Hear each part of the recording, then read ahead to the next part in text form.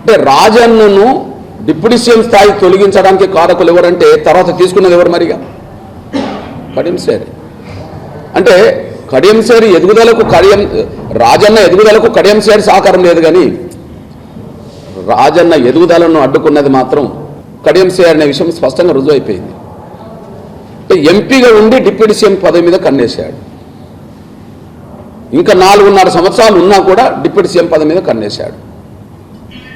కాబట్టి deputy CM అనే 2వ స్థానానికి ఎదగడం కోసం అప్పటికే ఎదిగిన మాదిగ సామాజిక వర్గం సంబంధించిన రాజన్నను బలిపశువు చేయించాడు. ఆయన అవకాశం లాక్కున్నాడు. ఇది చాలు.